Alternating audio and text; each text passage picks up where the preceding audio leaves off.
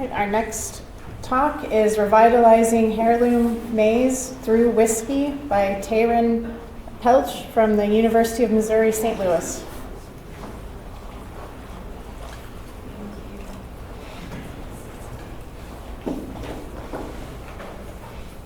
Okay, good morning. So I will explain a little bit about what this is. I am a graduate student at the University of Missouri, St. Louis, and I also, it's been my privilege to have worked at the Missouri Botanical Gardens Herbarium for the last 3 years on this collection. So the collection is the Anderson Cutler Maize collection, and we call it corn in the U.S. is a common name if anybody's unfamiliar with Zea maize. And this collection spans collectors over 100 years. So some of the specimens we have are 100 years old. And it is one of the largest and most diverse maize collections, historic maize collections in the world. We have over 8,600 specimens, loose seed, intact ears, and then another 2,000 tassels in addition to that. It's every color you can think of. This one is one of the most interesting because of the unique color. And as maize is one of the most important food crops in the world, it was, as far as we know, first domesticated in southern Mexico as early as 9,000 years ago. And it was a main food crop for native peoples in the Americas. It was brought to the Old World, Europe, Asia, and Africa as early as the mid-1500s, where it remains a very, very important staple food crop, both animal and human feed. This particular specimen was donated by my friend Ralph Haynes, who grew it in a test plot outside his distillery in New Haven, Missouri. And he is considering using this for a new type of whiskey. Heirloom whiskey that he's winning awards for the last couple of years. So this is now in the herbarium. This was the first new addition to the collection since the 1950s. And so that was a pretty big deal. This was one of the few that I gathered, I collected myself. This is my photograph, and I databased it in the Tropicos database at Missouri Botanical Garden. And it belongs to the Oaxacan green variety.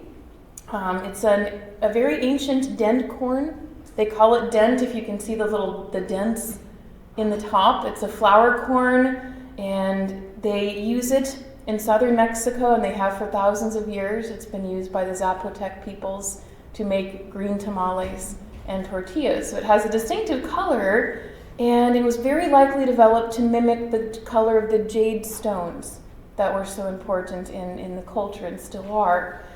It's becoming popular to use for decorative arrangements. It's very drought tolerant, makes a great flour corn.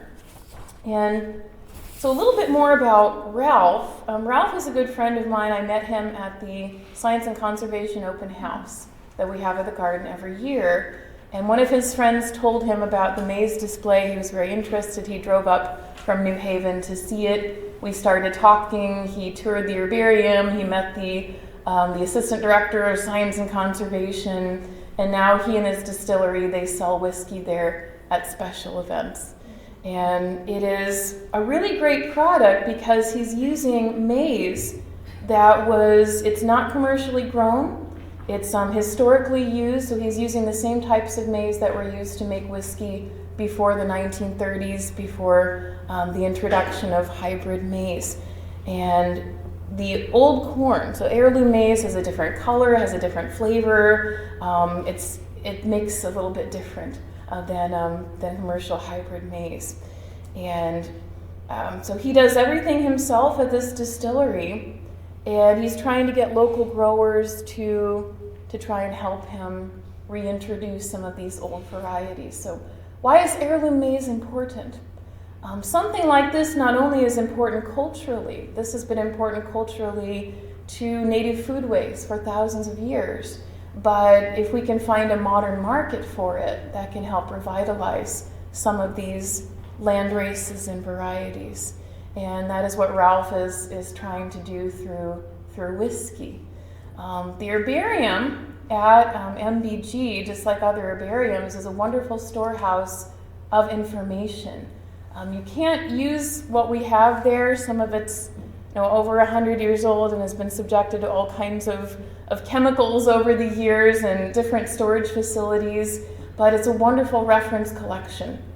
And so trying to preserve this, we think, is very important. And these are cultural legacies worth preserving as well. So trying to bring back these old varieties of maize or keep them around could actually help us develop different new types of crops, things that are more drought, pest resistant, and can live in different environments. So trying to find new uses for old maize, in effect.